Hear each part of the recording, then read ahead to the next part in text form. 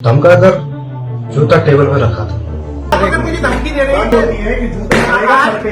और वहाँ पे थोड़ा सा ज्यादा हो गया था, लेकिन पता नहीं ये लोग कैसे गुस्से में आ गए। आप इसका पैसा दे रहे हैं नहीं दे रहे हैं, आप ये बताइए। आप क्या मुझे धमकी दे रही है? उस रेस्टोरेंट के मालिक गुप्ता जी के साथ बदतमीजी और गाली गलौज।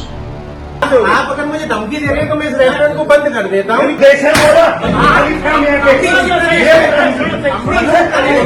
उल्टी बातें कर रहे हैं। नमस्कार, आप देख रहे हैं रायशुमारी। आपके साथ मैं हूं भुवन शर्मा। अभी जिस शख्स को आपने अपनी स्क्रीन पर देखा, ये टिहरी घनसाली का वो युवा है जिसके हक के लिए, जिसके पैसे के लिए यूकेडी के नेताओं ने धाबा बोला, हल्ला बोला उस रेस्टोरेंट पर, जिसकी वीडियो भी वायरल हुई। ये वीडियो भी हमने अभी आपको दिखाई और लगातार वो वीडियो सुर्खियों में है। उसी को आधार बनाकर इन पर कार्रवाई भी की गई। जी हाँ, अब ये युवक सामने आया जिससे एक नया मोड़ सामने आ गया है, एक नया मोड़ ले लिया इस पूरे मामले ने।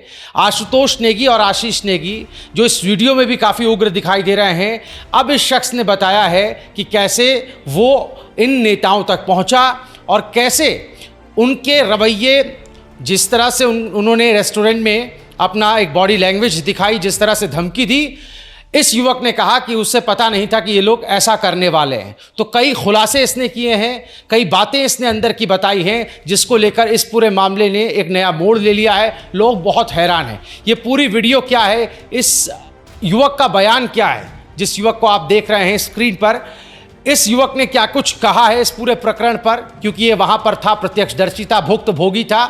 आइए इसकी बात सुनते हैं, फिर आगे बात करेंगे। मेरा नाम सोतिन सिंह है, मैं टिहरी घनसाली का रहने वाला हूँ।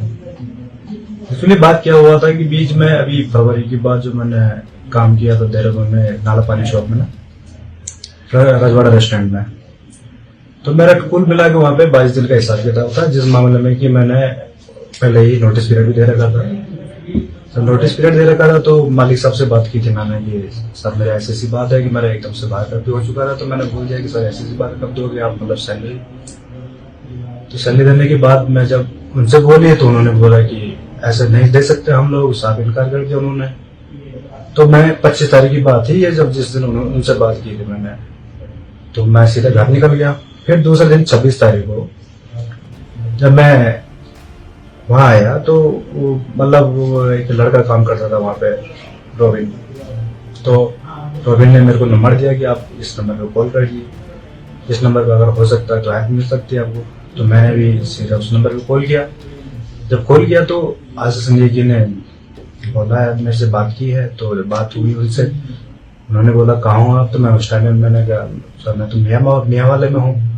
तो मियाँ वाले से सीधा मैं ठीक 3 बजे 2-3 बजे मैं सीधा नाला पानी चौक रजवाड़ा रेस्टोरेंट में पहुंच गया। जब वहां पहुंचा तो मैं सीधा उनके पास, तो उन्होंने बोला आप ऊपर ही आ जाओ, हम ऊपर ही बैठे हुए 3-4 बंदे ऑलरेडी वहां पे बैठ रखे थे।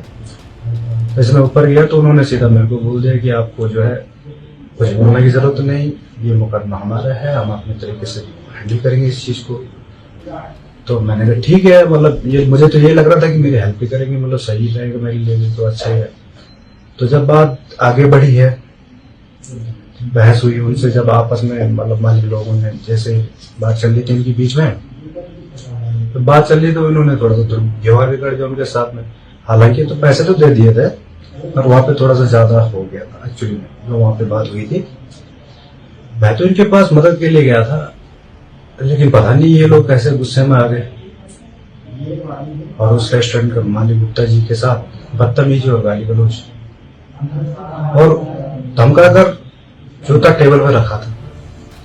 मैंने इनको रोकने की कोशिश की थी कि आप जो है ऐसा न करें, लेकिन इन लोगों ने मुझको पहले ही बोल रखा था कि आप जो है कुछ मत बोलना, बीच में चुप रहने को पहले ही बोल रखा था इन लोगों ने।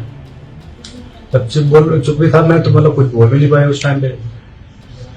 तो पता नहीं ये कि ये लोग इस तरह की हरकतें हैं, जैसे गुंडागर्दी कर रहे थे वहां पे, जैसे गुंडागर्दी कर ही रहे थे वो लोग।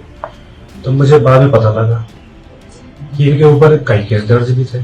तो मुझे इस चीज का मालूम ही नहीं था कि मतलब पहले से ये लोग मतलब इस चीज के बारे में या फिर पहले से केस इनके ऊपर हो चुके हैं और ये इस तरह की हरकत करते हैं।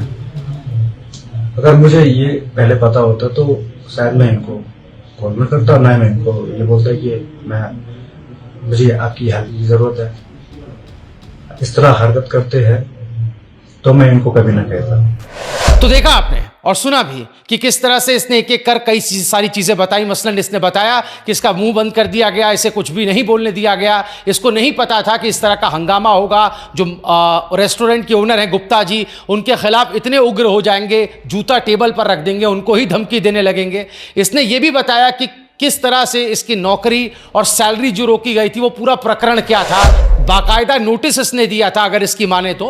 अब इस पर सोशल मीडिया पर दो धड़े बट गए हैं। कुछ लोग कह रहे हैं कि ये बहुत प्रेशर में है, इस पर दबाव बनाया जा रहा है और दबाव में आकर इसने ये बातें कही हैं कि जिस तरह का पूरा प्रकरण इस वक्त देखने को मिल रहा है, जेल हो गई है, पुलिसिया प्रभाव एक तरीके से देखने को मिल रहा है। वहीं दूसरा धड़ा वो ये कह रहा है कि अब कलई खुल रही है यूकेडी के नेताओं की, जो कि एक तरीके से धमकीबाज बन गए और धमकी देने लगे।